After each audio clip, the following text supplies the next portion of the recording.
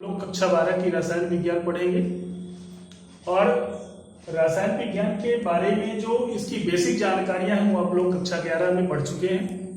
तो इसलिए जो हमारे सिलेबस में रखा गया है इस बार कोविड-19 को देखते हुए जो 30% सिलेबस कम किया गया है, उसके बाद का जो सिलेबस है उसमें पहला चैप्टर आपका रखा गया है ठोस अवस्था, सॉलिड स्टेट, ठोस अवस्था। अब ठोस अवस्था जानने से पहले हम लोग सबसे पहले जानेंगे कि द्रव्य या पदार्थ है क्या। तो द्रव्य या पदार्थ वे वस्तुएं होती हैं जिनमें भार होता है, जड़त्व अवस्था में होती हैं और स्थान घेरती हैं। वे वस्तुएं क्या कहलाती हैं? द्रव्य या पदार्थ कहलाती हैं। जैसे इसका एग्जांपल ये है, जैसे किताबें, कॉपी, मेज, कुर्सी, मतलब जितनी भी चीजें हमारे आसपास हैं जिनमें ये तीनों गुण विद्यमान हैं। ठोस मतलब क्या होता है? स्थान घेरता हो, भार हो, जड़त्व अवस्था में हो, तो ये क्या कहलाती है? द्रव्य कहलाती हैं। तो यहां पे एक चीज पॉइंट आया हुआ है, जड़त्व। जड़त्व का मतलब होता है जो अपने आप खुद चलायमान ना हो, मतलब विस्थापित ना हो सके, उसे बोलते हैं जड़त्व। इसके बाद जैसे हमने पढ़ लिया द्रव्य या पदार्थ,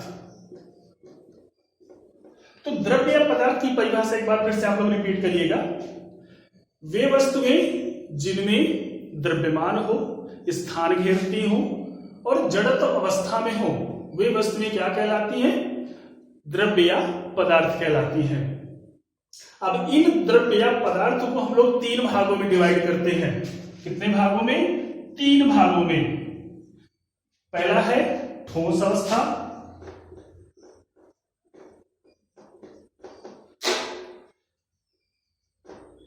दूसरा है द्रव अवस्था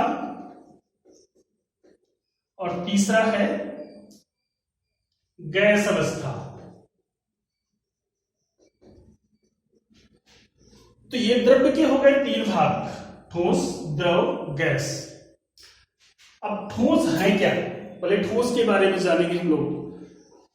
ठोस वे द्रव्य, वे पदार्थ होते हैं जिनमें या जिनके अवयवी कण बहुत पास पास होते हैं, या जिनके अवयवी कण जैसे आयन, परमाणु, अणु, इनके बीच की जो स्थिति होती है या इनके जुड़ने की जो स्थिति होती है वो बहुत ही आकर्षित होती है। मतलब एक दूसरे को क्या करते हैं? आकर्षित करके एक दूसरे से जुड़े हुए होते हैं। और इनके बीच की जो अवस्था, मतलब जिनके बीच के जो जुड़ने का स्थान होता है, जैसे थोड़ी देर के लिए मान लीजिए ये ठोस के कण हैं, तो इनके जो जुड़ने का स्थान है वो बहुत, गैपिंग इनकी जो होती है वो बहुत कम होती है। या ये कह लें कि इन कणों के बीच लगने वाला आकर्षण बल बहुत प्रबल होता है, इसलिए इनमें क्या होती है? संपीड्यता नहीं पाई जाती। इसलिए ये क्या होते हैं? कठोरता से एक दूसरे पे चिपके रहते हैं। इसलिए इनका क्या होता है? इनके आकार में परिवर्तन नहीं होता। अगर हम बाहर से दाब डालेंगे तो इनके आकार में कोई परिवर्तन नहीं होता, ना ही इनके आयतन में परिवर्तन होता है। इनका आकार और आयतन जो होता है निश्चित होता है, उसमें कोई परिवर्तन नहीं होता। तो एक तरह से ये कह ले कि अगर हम ठोस की परिभाषा निकालें तो ठोस की परिभाषा क्या निकलेगी? कि वे पदार्थ या वे द्रव्य जिनका आकार और आयतन निश्चित होता है उन्हें क्या बोलते हैं? ठोस कहते हैं। इनके कणों, अणुओं, परमाणुओं के बीच लगने वाला आकर्षण बल प्रबल होता है, जिसकी वजह से इनके कण, इनके अणु, इनके परमाणु या आयन आपस में एक दूसरे से चिपके हुए होते हैं। इनके बीच खाली स्थान नहीं पाया जाता। दूसरी अवस्था द्रव अवस्था, ये द्रव्य की दूसरी अवस्था। तो वे द्रव्य या वे पदार्थ, इसकी पहली परिभाषा जान लो, वे द्रव्य या पदार्थ जिनमें या जिनका आयतन तो निश्चित होता है लेकिन आकार अनिश्चित होता है, ऐसे द्रव्य या पदार्थों क्या कहते हैं? द्रव अवस्था कहते हैं। इनके कणों या परमाणुओं या अणुओं के बीच जो लगने वाला आकर्षण बल है वो ठोस अवस्था के कणों की अपेक्षा कमजोर होता है, क्योंकि इनके बीच खाली जगह ठोस के कणों की अपेक्षा अधिक पाई जाती है। जैसे द्रव को क्या करते हैं, अगर थोड़ी देर के लिए मान लें कि अगर 1 लीटर हम पानी लेते हैं और 1 लीटर में भरने के बजाय उसको क्या करें 5 लीटर के बर्तन में डाल दें, तो क्या करेगा? वो 5 लीटर के बर्तन का आकार ग्रहण कर लेगा। आयतन तो उसका 1 ही लीटर है, लेकिन आकार क्या हुआ? आकार उसका बढ़ गया। तो इसीलिए द्रव जो होते हैं उनका आकार तो निश्चित होता, उनका आयतन तो निश्चित होता है लेकिन आकार अनिश्चित होता है। द्रव्य की तीसरी परिभाषा गैस अवस्था। अब ये ऐसी अवस्था होती है जिसमें द्रव्य का ना ही आयतन निश्चित होता है और ना ही आकार निश्चित होता है। इसमें कणों के बीच की जो स्थिति होती है, जो कणों की अवस्था होती है, व्यवस्था होती है, वो बहुत दूर दूर होती है। जैसे मान लो कोई गैस है, अगर एक कण यहां होगा तो दूसरा कण यहां होगा, तीसरा कण यहां होगा, चौथा कण यहां होगा, तो इनके बीच का जो आकर्षण बल है वो एकदम कमजोर होता है या एकदम नथिंग के बराबर होता है, नहीं के बराबर होता है। इसीलिए आप लोग अगर आप 14 किलो का सिलेंडर लेकर उसमें आधा किलो गैस डाल देंगे तो आपको ऐसा लगेगा कि हमारा पूरा सिलेंडर भरा हुआ है। तो ये गैस अवस्था हो गई। तो द्रव्य की ये तीनों अवस्थाएं हैं, ठोस, द्रव, गैस। हमको इसमें जो हमारे सिलेबस में रखा गया है वो है ठोस अवस्था। तो ठोस अवस्था के बारे में हम लोग पढ़ेंगे। तो आगे देखिए, ठोस अवस्था। अब देखना, ठोस की परिभाषा हम लोग जैसे पढ़े कि ठोस है क्या? जिसका आकार और आयतन दोनों निश्चित हो, उसके कणों के बीच लगने वाला आकर्षण बल प्रबल हो, उसके ऊपर लगने वाला बाह्य बल या दाब का कोई प्रभाव ना पड़ता हो, ये ठोस है। अब हम लोग ठोस के प्रकार पढ़ेंगे कि ठोस कितने प्रकार के होते हैं। ठीक है बच्चों? तो ठोस 2 प्रकार का होता है। ठोस कितने प्रकार का? 2 प्रकार का होता है। पहला नंबर, ठोस के अवयवी कणों, ठोस के अवयवी कणों। अब अवयवी कणों में क्या आता है? अणु, परमाणु, आयन। ठीक है? ठोस के अवयवी कणों की व्यवस्था के आधार पर, ठोस के अवयवी कणों की व्यवस्था के आधार पर वर्गीकरण। और दूसरा पॉइंट ये बनता है कि ठोस के अवयवी कणों के बीच, ठोस के अवयवी कणों के बीच लगने वाले बंध बलों के आधार पर वर्गीकरण। तो 2 तरह के हुए। पहला क्या हुआ? कि ठोस के अवयवी कणों के बीच या कणों की व्यवस्था के आधार पर वर्गीकरण। और दूसरा पॉइंट कहता है कि ठोस के अवयवी कणों के बीच लगने वाले बंध बलों के आधार पर वर्गीकरण। तो ठोस 2 प्रकार का हुआ। अब हम इन दोनों के अंतर्गत क्या करेंगे? जैसे पहला हो गया ठोस के अवयवी कणों की व्यवस्था के आधार पर वर्गीकरण, और दूसरा ठोस के अवयवी कणों के बीच लगने वाले बंध बलों के आधार पर वर्गीकरण। तो अब हम पहला पॉइंट ये पढ़ेंगे कि ठोस के अवयवी कणों की व्यवस्था के आधार पर वर्गीकरण। तो हम लोग अब इसको देखते हैं, ठोस के अवयवी कणों की व्यवस्था के आधार पर ये क्या होता है? ठोस के अवयवी कणों की व्यवस्था के आधार पर, व्यवस्था के आधार पर वर्गीकरण।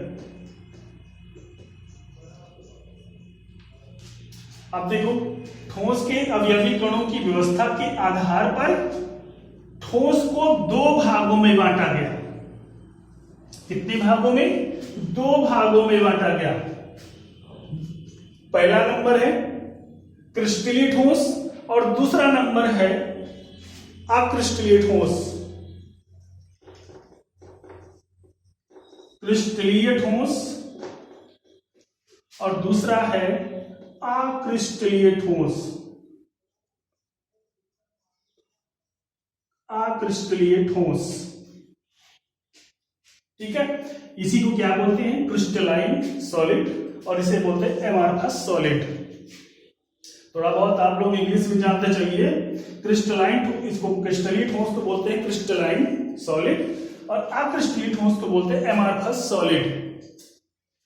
तो क्रिस्टलीय ठोस क्या होते हैं और अक्रिस्टलीय ठोस क्या होते हैं? तो हम इन दोनों के अंतर के आधार पर इनकी परिभाषा देख लें। अगर दोनों का अंतर क्लियर हो जाएगा तो हमारी परिभाषा क्लियर हो जाएगी कि दोनों हैं क्या। तो आगे हम लोग लिखते हैं, एक तरफ आप लोग कर लीजिए क्रिस्टलीय ठोस और दूसरी तरफ अक्रिस्टलीय ठोस। अक्रिस्टलीय ठोस। अब इसका पहला पॉइंट देखिए कि वे ठोस जिनके अवयवी कण, वे ठोस, क्रिस्टलीय ठोस में देख रहे हैं हम लोग, वे ठोस जिनके अवयवी कणों की व्यवस्था एक नियमित रूप से होती है, वे ठोस जिनके अवयवी कणों की व्यवस्था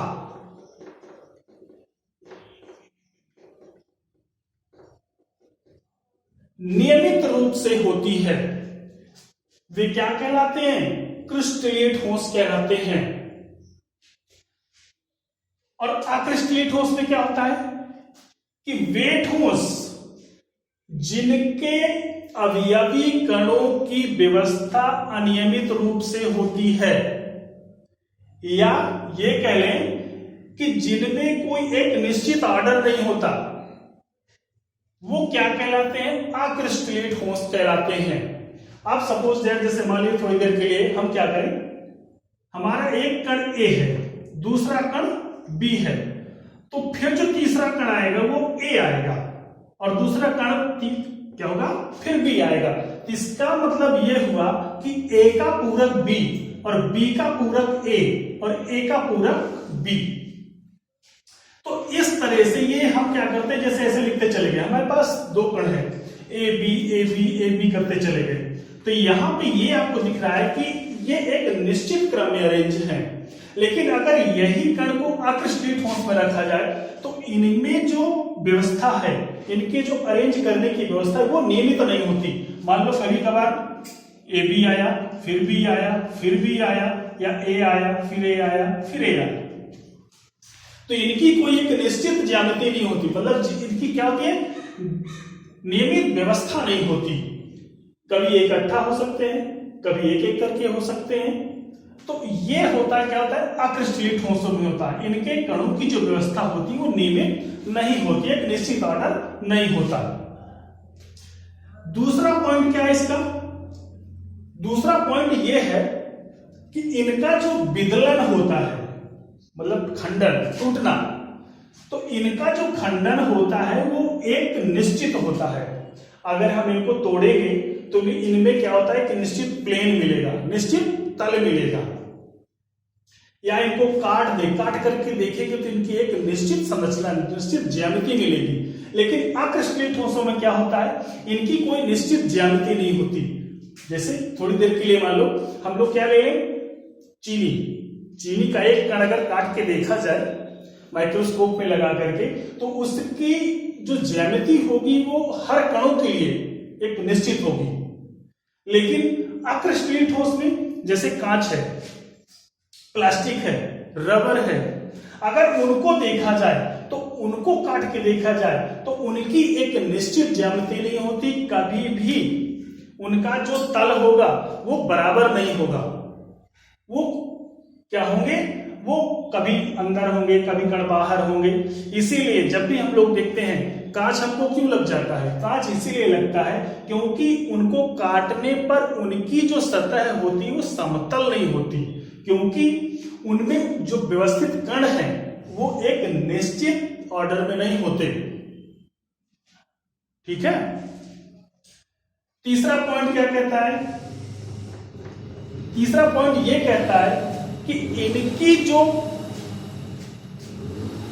व्यवस्था, तीसरा पॉइंट, इनका गलनांक देख लो क्या होता है। जो क्रिस्टलीय ठोस होते हैं इनका गलनांक उच्च होता है और क्रिस्टलीय ठोसों का भी गलनांक उच्च होता है। लेकिन दोनों में अंतर क्या है, जो क्रिस्टलीय ठोस के गलनांक होते हैं उनका गलनांक तेज होता है। तेज का मतलब बहुत ऊंचा होता है। और अक्रिस्टलीय ठोसों का जो गलनांक होता है वो बहुत उच्च होने के साथ साथ इनमें क्या होता है, एक निश्चित क्रम होता है। जैसे थोड़ी देर के लिए मान लीजिए हम क्या करते हैं, एक ग्राफ देखा जाएगा। जैसे ये गलनांक है,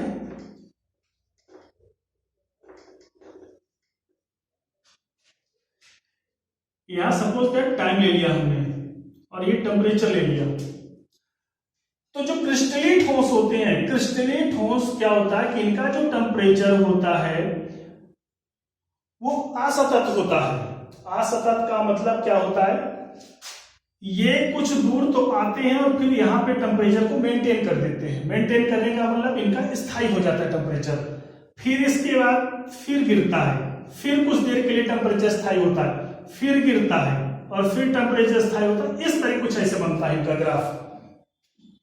और अक्रिस्टलीय ठोसों में अगर देखा जाए तो इनका जो गलनांक है वो क्या होता है, वो असतत होता है। यहां पे क्या होगा, क्रिस्टलीय ठोसों का जो गलनांक हुआ वो सतत हुआ, लेकिन अक्रिस्टलीय ठोसों का जो गलनांक है वो सतत होता है। सतत कैसे होता है, अगर यहां पे इसके अकॉर्डिंग देखा जाए,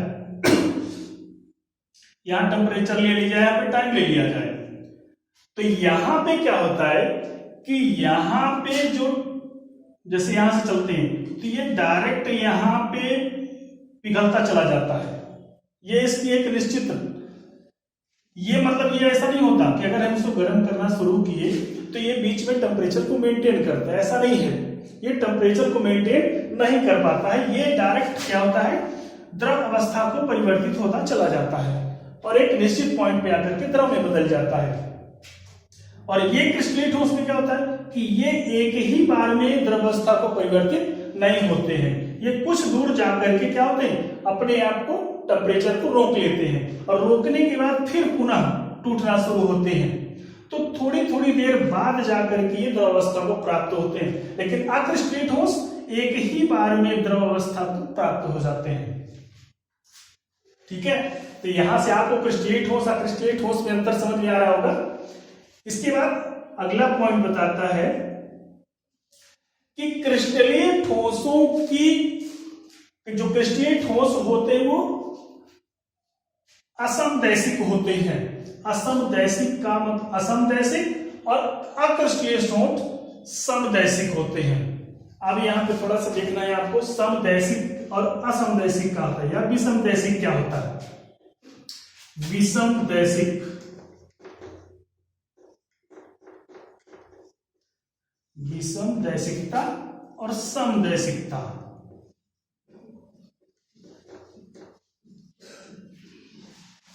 तो विषमदैशिकता का मतलब ये होता है कि इन कणों का जो भौतिक गुण है, क्रिस्टलीन ठोसों के कणों का जो भौतिक गुण है, थोड़ी देर पहले जैसे अभी हमने देखा था कि इसमें कण जैसे दो तरह के कण हो गए, A B A B A B. तो जो इनकी लेयर चल गई, इनकी जो लेयर बनी, अगर हम इन लेयर का भौतिक गुण देखें तो भौतिक गुण क्या होता है, किसी भी तरफ से समान नहीं होगा। या थोड़ी देर के जैसे कह दें कि अगर यहां पे विद्युत को प्रवाहित कराया जाए तो विद्युत को प्रवाहित कराने से ये देखेंगे कि इनमें जो अंतर है कणों का, पहले ए है फिर बी है फिर ए है फिर बी है, तो इनका जो प्रभाव है वो अलग अलग मिलेगा। हम किसी भी तरफ से डाल दें, चाहे इस तरफ से डाल दें चाहे इस तरफ से डाल दें। लेकिन अगर यही चीज अक्रिस्टलीय ठोस में देखा जाए तो अक्रिस्टलीय ठोस में देखने से यह पता चलता है कि इसमें जो कणों की व्यवस्था है वो अनियमित है। तो अगर हम यहां से प्रकाश डाल दें या विद्युत डाल दें तो क्या होगा, इसका जो प्रभाव है वो समान आएगा। समान क्यों आएगा, क्योंकि जो कणों की व्यवस्था है वो कण, अगर एक कण है, हमने दो कण ए बी दो लिए थे, तो इनकी जो व्यवस्था है वो अनियमित हुई। अनियमित होने की वजह से इसमें जो कण है वो पास पास में है, तो इन कणों की जो भौतिक अवस्था होगी वो क्या होगी, समान होगी। तो ये क्रिस्टलीय और अक्रिस्टलीय ठोस में अंतर, और यहीं से परिभाषा क्या निकलती, क्रिस्टलीय ठोस।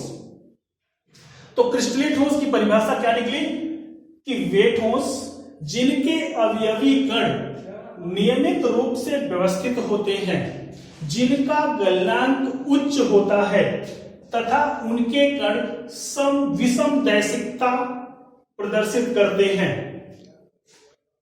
वे ठोस क्या कहलाते हैं, क्रिस्टलीय ठोस कहलाते हैं। जैसे आप लोग सबसे जानते होंगे graphite, diamond, sodium chloride, potassium chloride, या कोई मेटल्स ले लो, ठीक है, आयरन है, कॉपर है, तो ये सब किसके अंतर्गत आते हैं, क्रिस्टलीय ठोस के अंतर्गत आते हैं।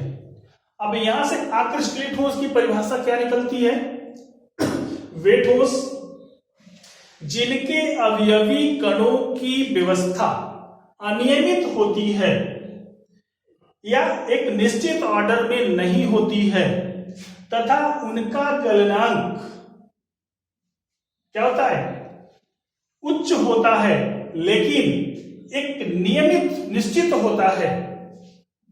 उनकी जो व्यवस्था होती है वो समदैशिकता होती है तथा वो शीतित द्रव माने जाते हैं, जैसे स्टार्च, रबर, कांच, प्लास्टिक आदि। तो ये हो गए अक्रिस्टलीय ठोस। यहां से आपको क्लियर हुआ क्रिस्टलीय ठोस क्या है, अक्रिस्टलीय ठोस क्या है। यहां से अंतर भी हो जाता है और यहां से परिभाषा भी निकाल आती है। अब इसके पास जो दूसरा पॉइंट था, दूसरे पॉइंट में आ जाता है आपका